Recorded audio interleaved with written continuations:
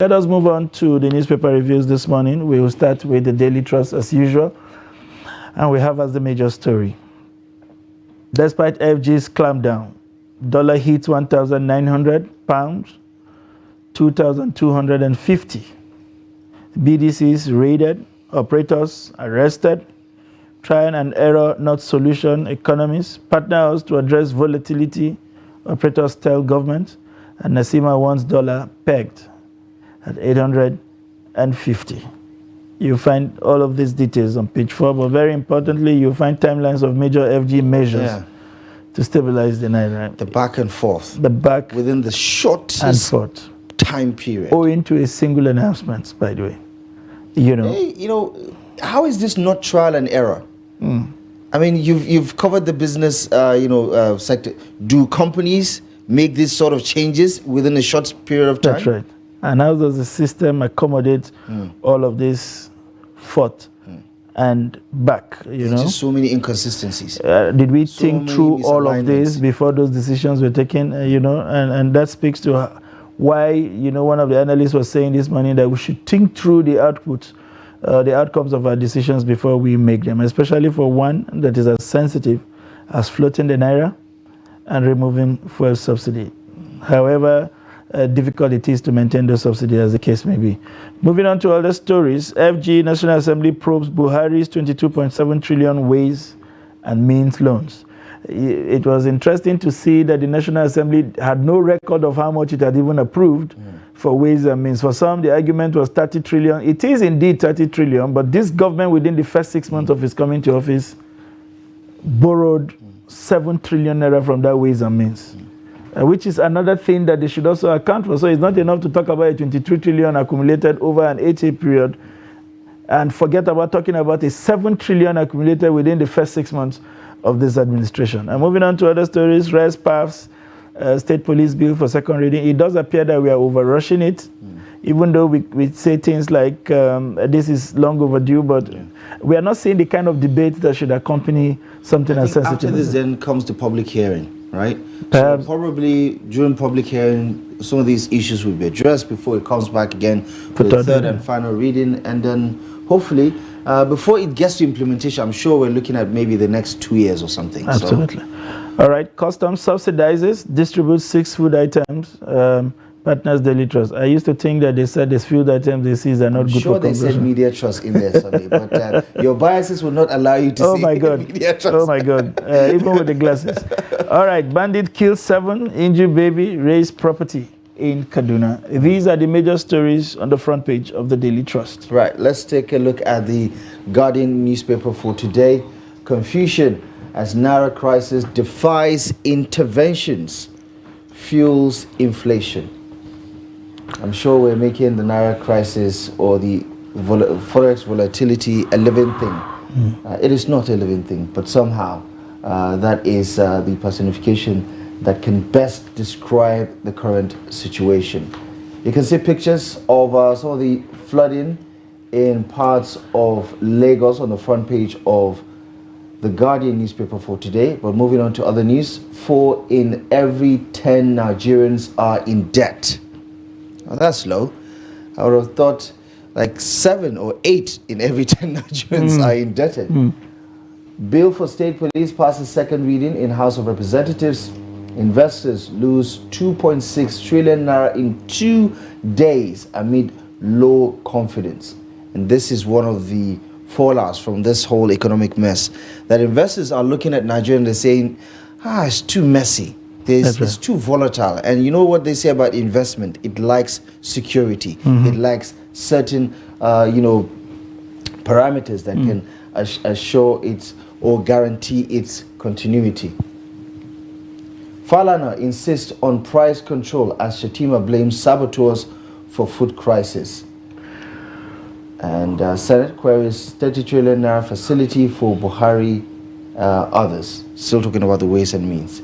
NEMA, 151 houses affected by downpour in Lagos. More on those stories on the pages of the Guardian newspaper for today. All right, I'm moving on to the Nation newspaper this morning. They're staying with the major story coming from Shatima. we will battle forces bent on subverting the country. And right now, if you sample opinions of the average Nigerian, you would think that these forces are those in government themselves. It's like, loading the guns and shooting ourselves on the foot. I'm not sure if we share the same perspective. It went on to say that Office of the National Security Advisor, CBN, NFIU, that's the Nigerian Financial Intelligence Unit, go after saboteurs undermining the Naira. If you ask me, they don't need any reason to go after their political opponents. If they want to, they can just go after them. But don't use your inability to perform as an excuse and to coerce people. Yeah, are you basically going to coerce people to exchange the Naira at a certain rate? If there was demand, if there was supply, do you need to do this? No.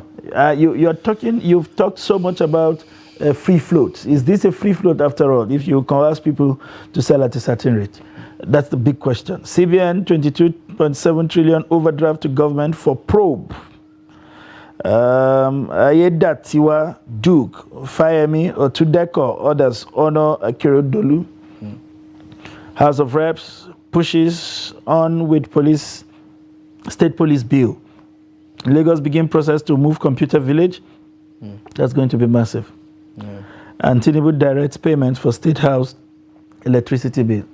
He's the head of government. Is it just it that these are largely federal government agencies owing over 50 billion?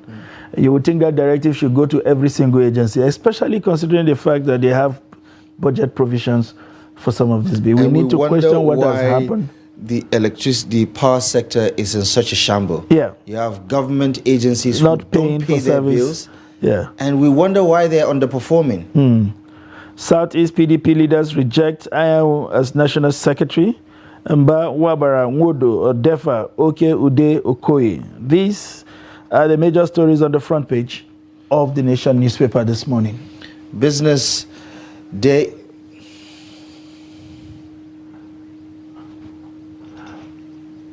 All right, we move on now. Business Day is up next.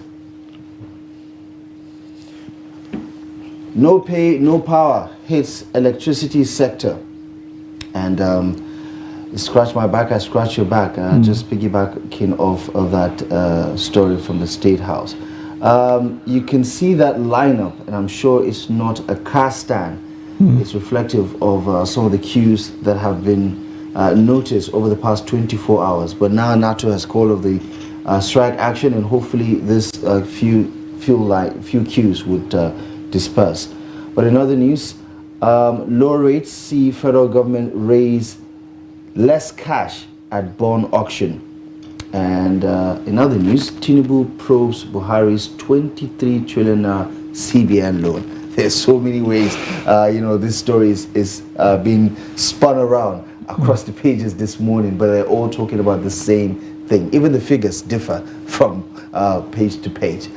These are the stories that you can follow up on some of the dailies this morning. Let's get right into the analysis now and bring in our guests who finally, I guess the authorities have caught up with him to bring him to the studio to do his job. He was missing in action last week with no explanation, I might add. Mr. Ben Sherman, former Director News, Voice of Nigeria, is joining us on the program this morning. Mr. Ben, good morning. Thank you very much. You've been missing in action for over a week. Yes, our queries are meant to be answered. You said I've been missing, so that's a query. Right. So when I saw how much I spent over the weekend moving here and there, right, and up to Monday, Tuesday, Wednesday, I saw that I was red. If I come to this place, I would have some... so a typical present-day Nigerian story. Exactly. Yeah. So... how are you finding the whole thing? I mean, from personal experience. It's no longer funny at all. Even when you feel, okay, I'll not come to Daily Trust and stay at home. But there are some people who are looking onto you. You receive phone calls. There are some, they feel it is statutory. Let me put it that way, that you owe them that duty of care. All you see is an billing. Account. You just send the account, do the needful, kind of. So it's not Ben Sherman matter. It's common to everybody. So everyone is looking for help somewhere. The government is looking for help somewhere. And that's why, in their own way, families are thinking of means or ways and means. Government also thought of ways and means. So everyone is thinking something is hidden somewhere. Let me dip my hand and get it. But how do you pay back? That's where we are today. Interesting. And in talking about that, just on the front page of the Punch, of the Daily Trust newspaper, and all the other dailies have it. It's like everything the government is throwing at this dollar naira crisis is not working. The dollar almost closed at 2,000 yesterday. God knows what's going to happen today, but it looks like this free fall is not stopping anytime soon. You see, honestly, when you say IMF says we should not subsidize, IMF, when is IMF the best Panadol for Nigeria?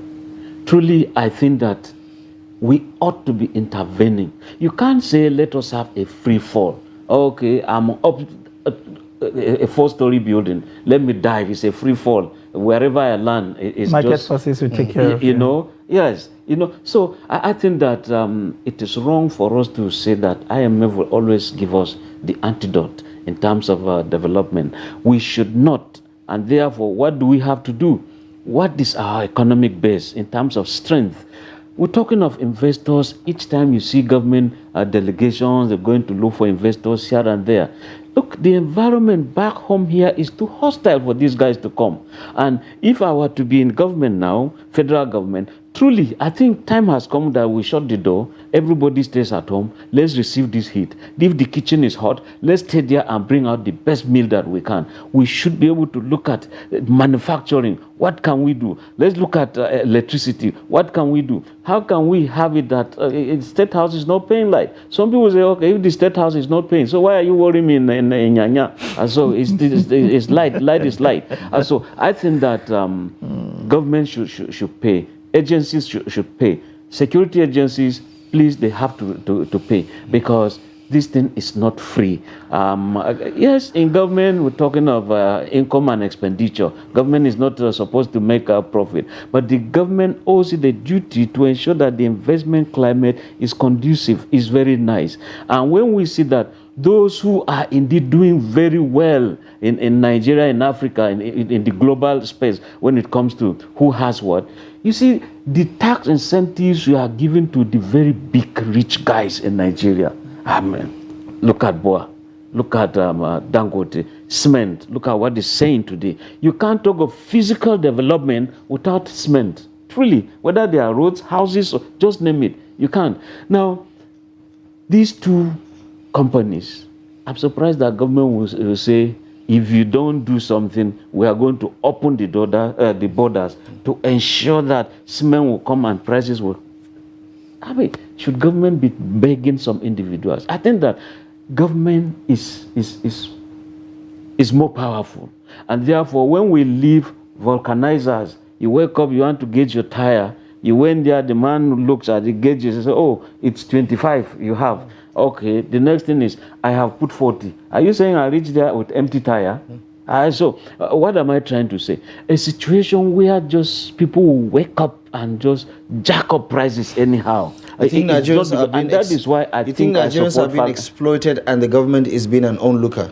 Honestly, government, truly that's the term, onlooker, but I don't want to say helpless. Government is not helpless.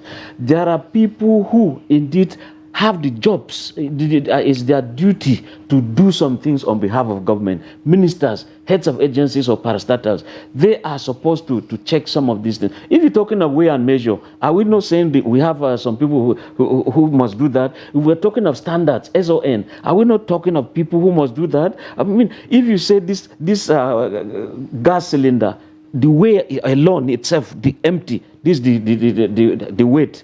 Now, if you put in gas that is full, this is supposed to be the weight. There are supposed to be people who will go around with some instruments, check some of these things, and that is how you help government to run. Not that everybody, oh, Tinubu is failing, Tinubu. What have you done in your own way? If you say you are a policeman, I mean, good thing they're talking about the state policing. We are talking with a DPO. Just see. In my local government, I have just under 200. The entire local government, under 200 members of staff. And many of them are so sick, very, very sick, that you can't deploy. Then if you are talking of out of under 200, you have about just 25, 30 AK-47. So how do you handle that kind of a situation? Interesting. You count even the bullets and give them. The vehicles, look, no tire. And you beg, that's why, say, okay, when you see policemen collecting some of these things, at the point, they also give the DPO and we used to buy fuel. It's not really that they take it and they chop. Yes, some could also take something from. They also use it to service community because the system is failing. All right. Yesterday we saw from two ends, basically, the finance minister indicating that there will be some kind of probe of the ways and means, and the National Assembly doing the same thing. In their own case, it was even funny. They were questioning whether they were approvers for the ways and means, that they approved themselves. A number of them members of the Ninth Assembly who gave those approval. They weren't even sure of how much that approval was supposed to be. It was voices between 30 and 22. But basically, we know from the media, I haven't kept record, that it was 22 under the last government and 7 under the current one. But what's important is that they now want to question this and simplify the current economic woes to the approvals they gave for this money that was used to support budget operations in the last 8 years. Do you think this is another effort in futility? Is this just a way of just diverting the public attention for what needs to be done? Should you be wasting time looking at a loan that has already been securitized for the next 30, 40 years, or we should get down with the business of resolving Nigeria's current economic quagmire? I think we should do both. Because a situation where, okay, you collected, I mean, it's like you are running a shop. Here, provision. Over there, you have a salon for barbing. Over there, you have another one, a bookshop. Now, the one that is running very well, you go and carry the money to run the other one. That one is still failing. You go and carry again, you run the other one. And in the end, the one that is even, working, you've grounded it completely. I think that was wrong economics when it came to these means and ways.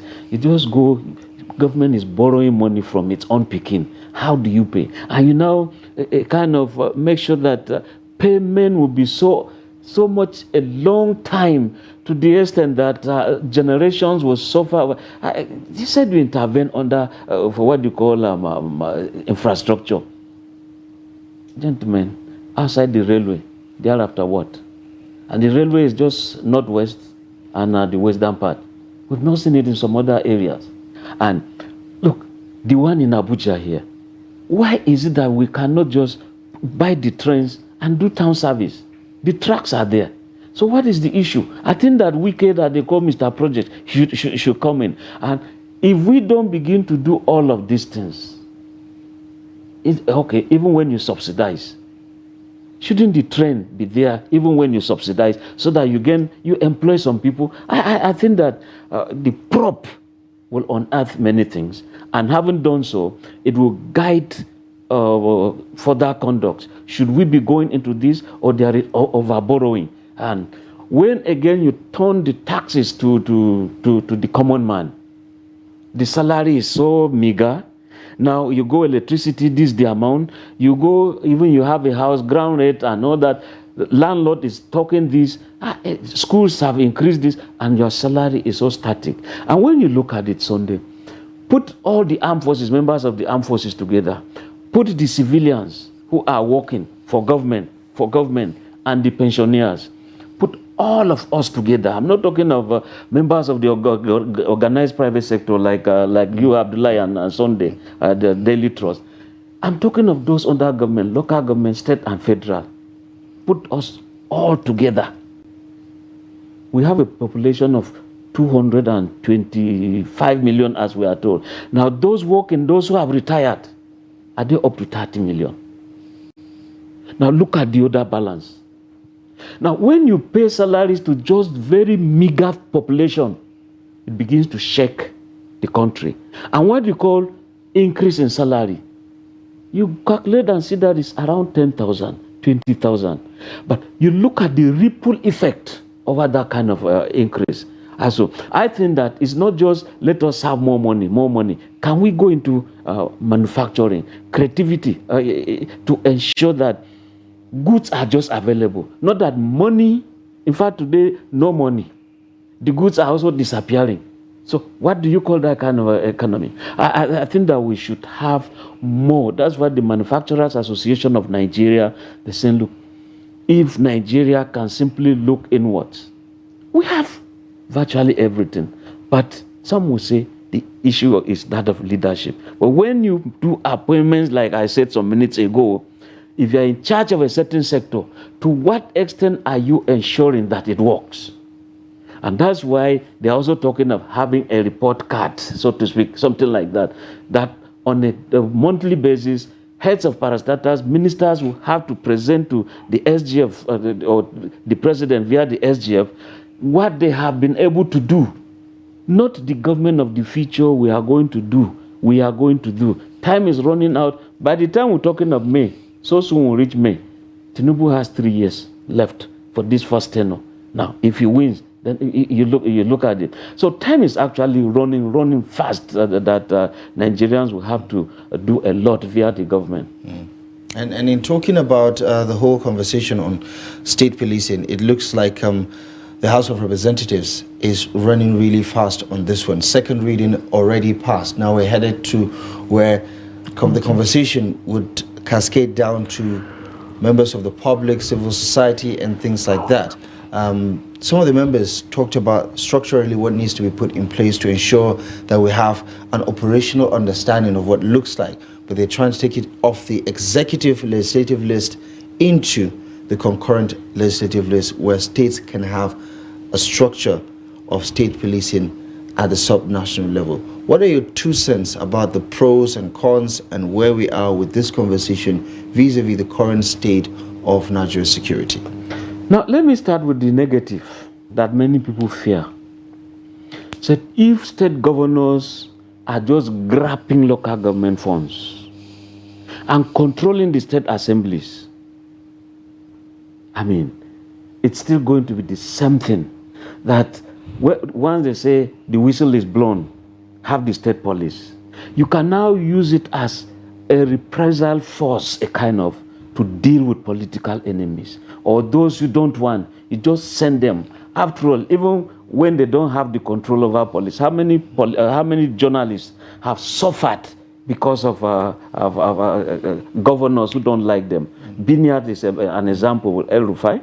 You also have Abba Jalingo in Cross Rivers, and quite a lot of other people, because the governor would just feel deal with this person. So that's always the fear some people tend to have.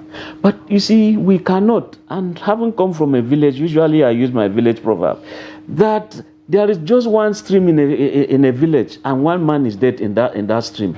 Will you say because a man is dead in the stream, therefore the community should stop drinking the water? No. We cannot therefore fear the governors to the extent that we say we don't need the state police. Tell me what the terrorists have not done to us. Tell me what the kidnappers have not done to us. So when we're talking of state policing, we are not going to select. When I say we, I'm already involved. We are Nigerian. Abdullah, Sunday, we all are involved. We are not going to say, because I am from Kaduna State, all I want is bring all Marwa people. They are going to be the people who must be in state police. No. At this point, we're going to look at what you call residents. Those who reside in areas. If you are a Yoruba man and you are in Kafanchan, you are Fulani, you are in Kafanchan, you are Tif, you are in Sokoto, they all have to come together and be part of this police community. So we move together.